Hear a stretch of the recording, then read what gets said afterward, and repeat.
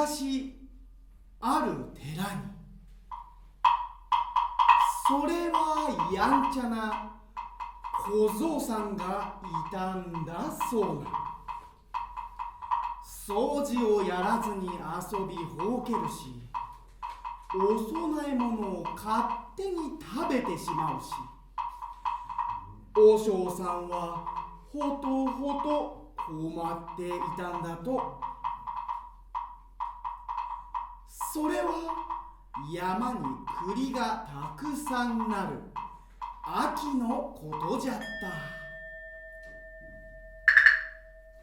尚さん、あの山に栗っこ拾いに行かせてけろ。ならん、あの山には山んばがおってな、お前なんか食われてしまうぞ。山んばなんかいるもんか。ほら、どうしても行くだ。ならん。ほら、栗っこ取りに行くだけだでよ、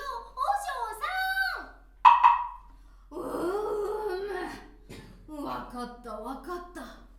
お前のようないたずら坊主は少しは怖い目にあった方がいいかもしれん。これを持っていきなさい。3枚のお守りのお札じゃ。山んばにあったら1枚ずつ使いなさい。小僧さんは心配する和尚様をよそに大喜びで出かけて山中駆けずり回って栗を集めたそうな。だがじきに日が暮れて、さすがの小僧さんも心細くなってきたそうな。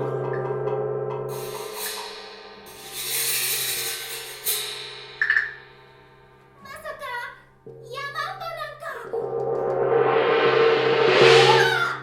おやまあ、どうなさったこんな自分に、小僧さん。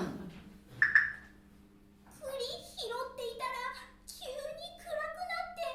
こんなところを山んばに見つかったら取って食われちまうかもしれん。栗っこだったらおらのうちでなんぼでも茹でてやるでのう。安心した小僧さんはおばあさんの家までついて行って、茹でた栗をたらふく食べて眠ってしまったと。どのくらい時が経ったか。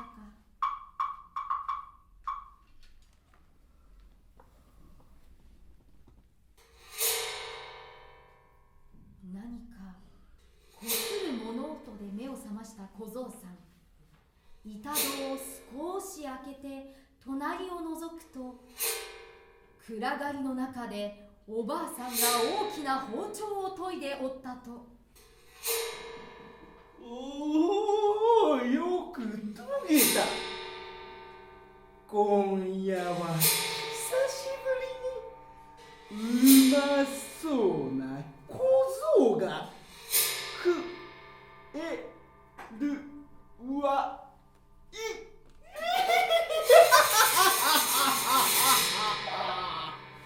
おばあさんは髪を逆立て、雷みたいな光をパーッと放って恐ろしい山んばに変身したと。おばあさ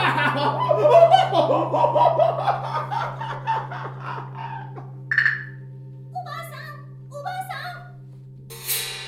なんじゃ、まだ起きとったか。おいらしょんべんに行きて。なんね、さっさと寝るんじゃ。しょんべんに行かねえととっても眠れねえ。そんなに言うならば、縄っこで縛ってから行け。縄で縛られたまま便所に入った小僧さんは縄をほどいて懐からお札を1枚取り出すと、便所の柱に縄でくくりつけたと。お札さん、どうかオラの身代わりになってけろ。小僧はお札に返事を頼んでそーっと便所を出て一目散に駆け出したと。小僧、まだかよ。もうすぐじゃ。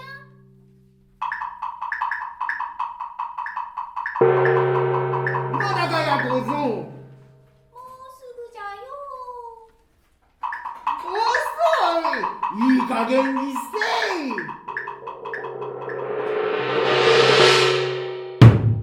ヤマンバが思いっきり縄を引っ張ると柱が折れて便所が傾いたと。小僧が逃げたのに気づいたヤマンバ。小僧、騙しおったな。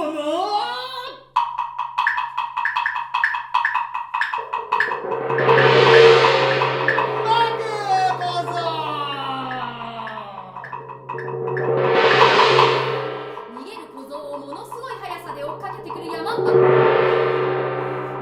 ぐん迫ってきてヤマンバのピーンと伸ばした手で背中をつかまれそうになったその時、小僧さんは2枚目のお札を取り出して、お札さん、大きな皮を出してけろ。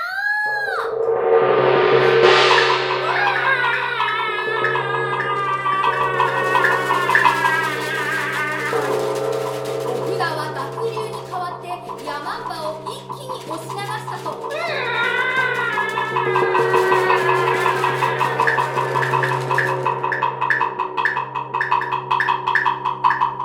だどもヤマンバはでっかいバキュームみたいに水を一気に吸い取って飲み干すと、ものすごい速さで小僧を追っかけてきたと。待て小いくら逃げても追っかけてくるヤマンバ。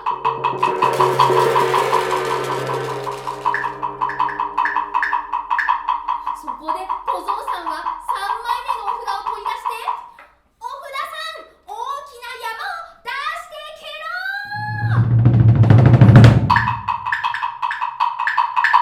お札はでっかい砂山に変わってヤマンバの行く手を塞いだと。ところがヤマンバはさっき飲み込んだ濁流の水を今度は消防車の放水銃みたいに口からブワーッと吐き出して砂山を押し流し、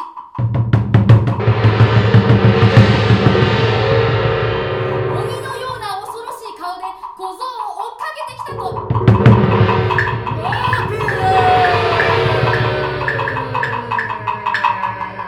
逃げた小僧さんはやっと和尚様の家の戸口にたどり着いたと。お尚様、開けてけろ。ヤマンバが追ってくるだよ。早く開けてけろよ。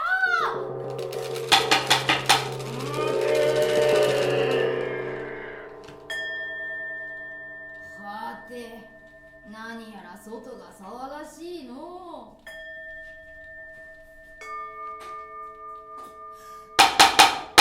ヤマンバが追ってくるだよ。早く開けてけろよ。わしゃ餅を焼いとるんじゃ。これからはいい子にするから、言うこと聞くから、早く開けてけろ、お尚様。待てヤマンバだ。和尚様はやっと戸を開けて小僧さんをさっと入れ、すぐピタッと閉めたと。そこへやってきたヤマンバは缶抜きのかかった戸を蹴破り、家にどっかどか入ってきたと。和尚、今ここへ小僧が帰ってきたろ。出せ。はて、知らんが。和尚のくせに嘘をつくのか。ならお前から食うてしまうぞ。そうだば、わしと化け比べしておめえが勝ったら食われてやろう。よし、面白い。どんな化け比べじゃ。そうじゃな。じゃあ豆粒ほどに小さくなってわしの指の上に乗れるか。ヤマンバは一気に小さくなって和尚様の人差し指の上に乗ったと。どうじゃ、今度はお前の番じゃ。こんなに小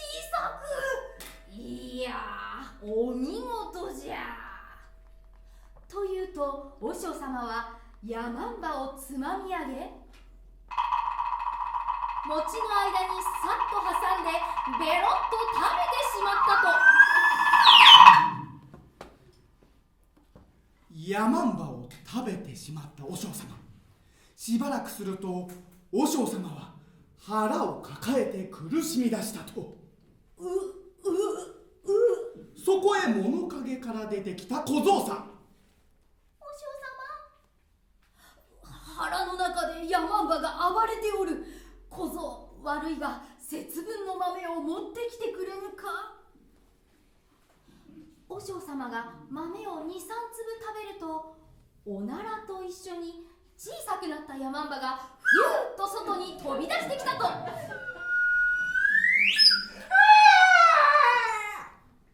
間の腹の中ほど恐ろしいもんはね。